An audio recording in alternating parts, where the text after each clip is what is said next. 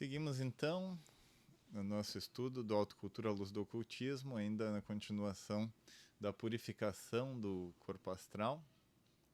Então seguimos de onde paramos ontem. Do que foi dito acima, deve ficar claro que o desenvolvimento das emoções mais sutis não consiste tanto em construir ou criar alguma coisa, como em deixar que o esplendor interior irrompa através da nossa mente. É realmente uma questão de purificar a mente, desenvolver nossa natureza espiritual e abrir uma passagem entre a parte inferior e superior da nossa natureza. Quando, por exemplo, a devoção pelo Ishtadevata de alguém se desenvolveu a um alto grau e o corpo astral está inundado de amor, descido do plano búdico, todas as impurezas de nossa natureza inferior são varridas, por assim dizer, e rapidamente são eliminadas as emoções de qualidade inferior. Uma explosão de intenso amor como essa faz mais pela purificação da mente e abertura do canal entre os planos búdico e astral do que meses de meditação comum e disciplina mental. O segredo da autocultura para o desenvolvimento de nossa natureza espiritual está na purificação da mente, na remoção do processo mental que obscurece nossa natureza divina, na subordinação do eu inferior ao superior e, na final, anulação do eu inferior.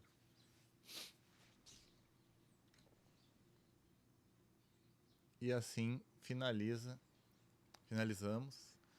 esse capítulo e podemos iniciar então no capítulo 8, que trata das funções do corpo mental inferior. Provavelmente ele vai falar aqui, mas há uma divisão no corpo mental.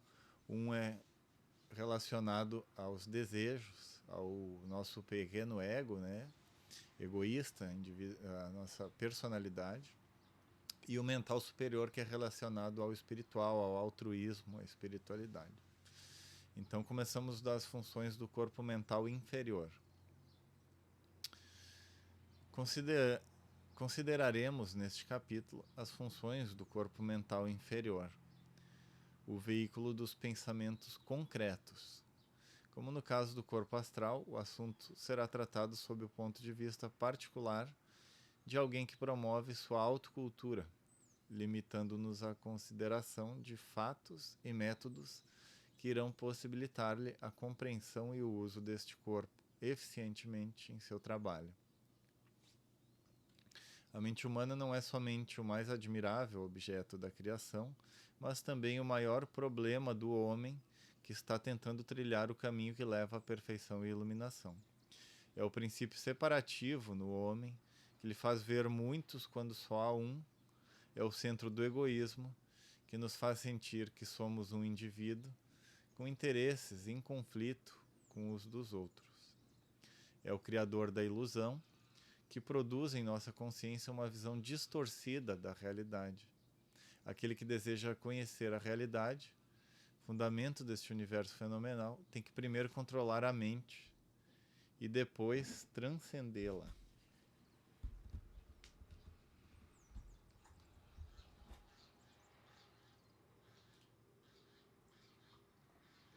Servi um chazinho aqui.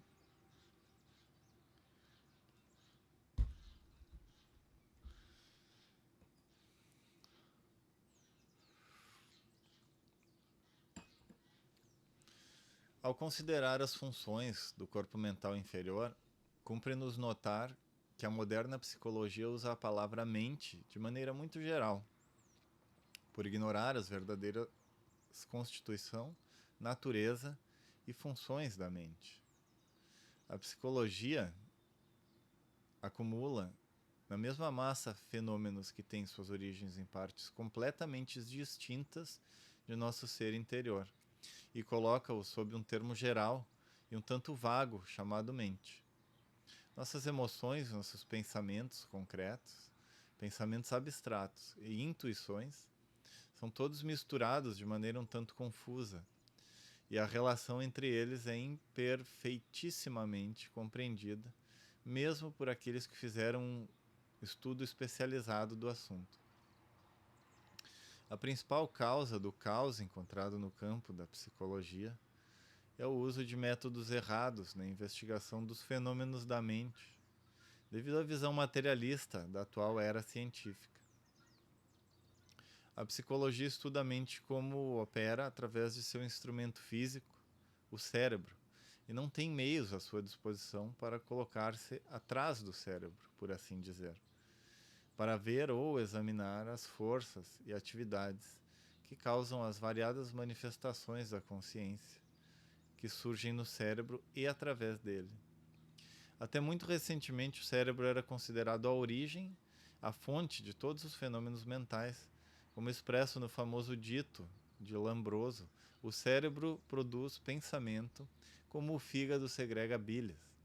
Mas ulteriores investigações dos fenômenos psíquicos mostraram que essa posição era insustentável.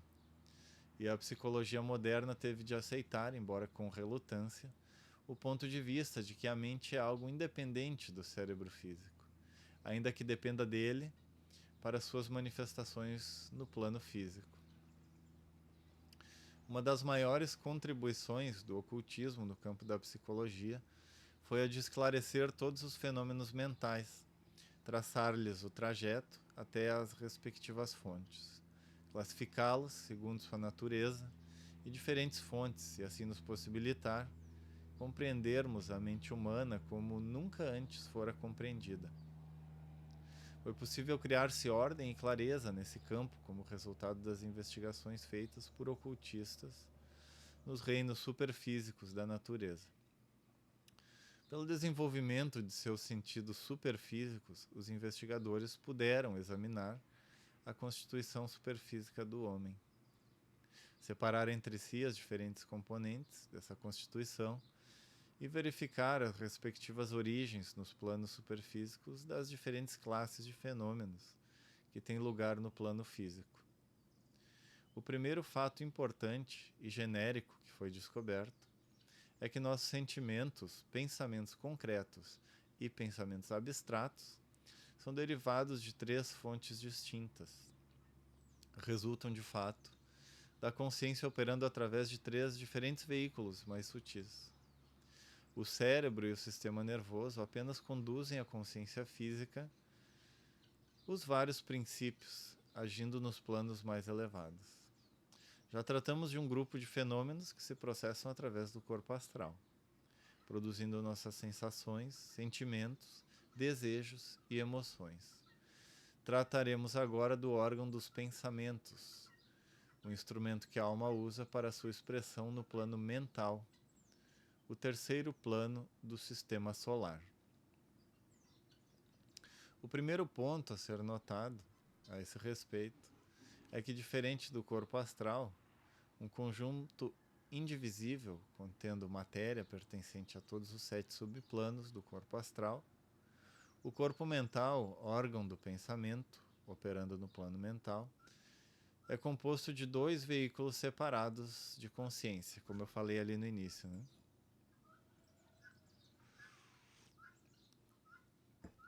O corpo mental inferior, composto de matéria dos 4 subplanos inferiores, serve de órgão dos pensamentos concretos. E o corpo mental superior, ou corpo causal, como é chamado, composto de matéria dos restantes 3 subplanos superiores, serve de órgão dos pensamentos abstratos.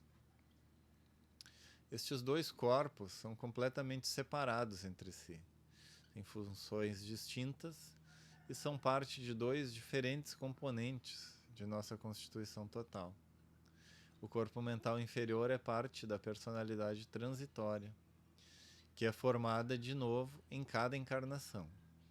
O corpo causal é o veículo mais baixo da individualidade, o Jivatma, que passa de uma vida para outra e se expressa parcialmente nas sucessivas personalidades.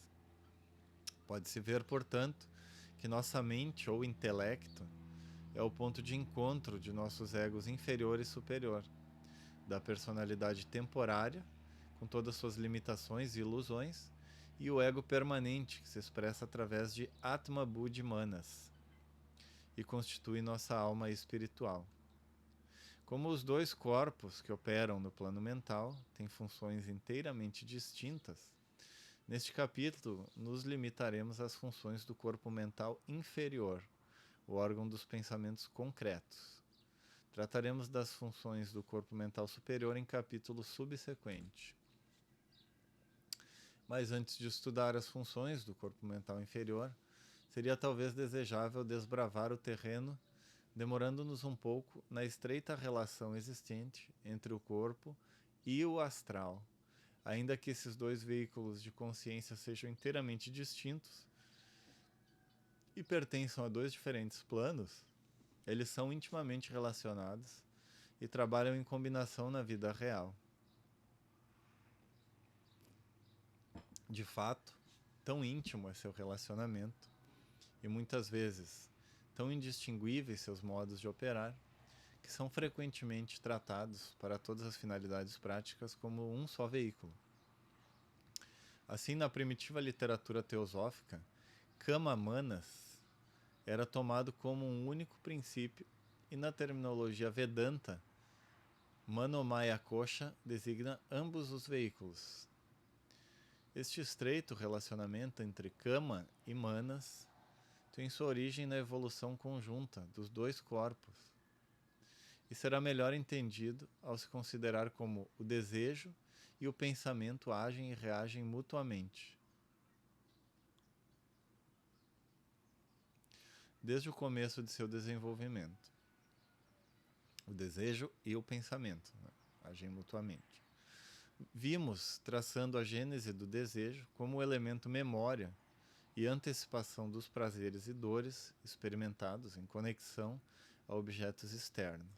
Fazem surgir atrações e repulsões por esses objetos e também estimulam desejos de várias espécies. A memória, a antecipação, o apego e a aversão, né, a prazeres e a dores, e faz surgir a atração e repulsão. E os desejos. Ação e reação às sensações de prazer e dor, atributos do corpo astral, e memória e antecipação, atributos do corpo mental inferior, formam o começo da união e do íntimo relacionamento entre desejo e pensamento, que sobreviveram até o presente estágio da evolução. Mais tarde, à medida que o desejo desenvolve-se, ele usa a mente inferior constantemente para atingir suas finalidades, para inventar meios de satisfação, e assim a mente inferior, por muito tempo, nada mais é do que servidora, escrava do desejo, servindo às suas necessidades. Mas à medida que a mente se desenvolve e ganha força, começa a exercer crescente controle sobre o desejo e termina por dominá-lo.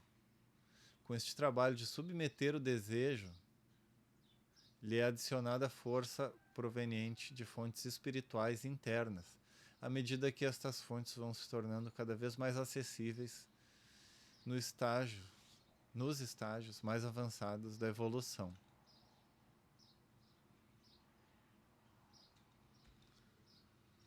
Então, eu vou parar por aqui e a gente continua amanhã, daqui onde paramos, desse parágrafo. Muito bem. Então, gostaria de lembrar que a partir do início agora de agosto retomamos as atividades diárias com a Sociedade Teosófica, todos os dias, aulas gratuitas no canal Sociedade Teosófica no YouTube, às 19h30. E também deixar o convite aqui no dia 2 de agosto, será transmitido uma parte online, a parte da manhã, mas também terá a parte presencial do nosso primeiro encontro do grupo de estudos teosóficos aqui de Torres. E fica o convite, você pode acessar o grupo de estudos a partir do link showdeideias.com/grupo ou no link aqui na BIOS e participar conosco. E então, vamos para a nossa meditação de encerramento do vídeo.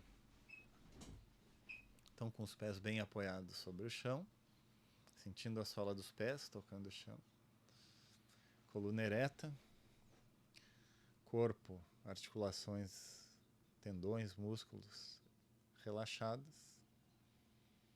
Língua no céu da boca. Respiração lenta e profunda abdominal. Olhos fechados. Vamos sentindo a vibração do nosso corpo sutil, corpo etérico.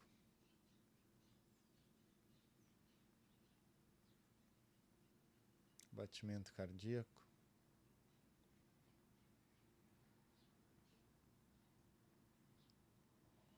Calor que emana do centro do peito e se irradia por todo o corpo. Ó vida oculta que vibras em cada átomo.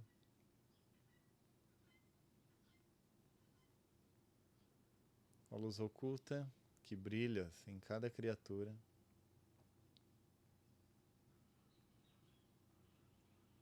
Ó amor oculto que tudo abranges na unidade.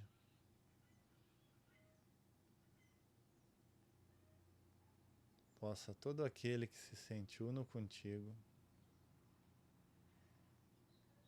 saber que por isso mesmo ele é uno com todos os outros. Vamos irradiar luz, paz, saúde em todas as direções, ao Oriente, ao Ocidente, ao Norte, ao Sul, ao Zênite e ao Nadir.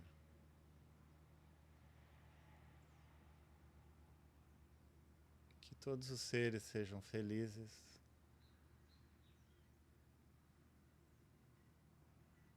que todos os seres sejam ditosos, paz a todos os seres.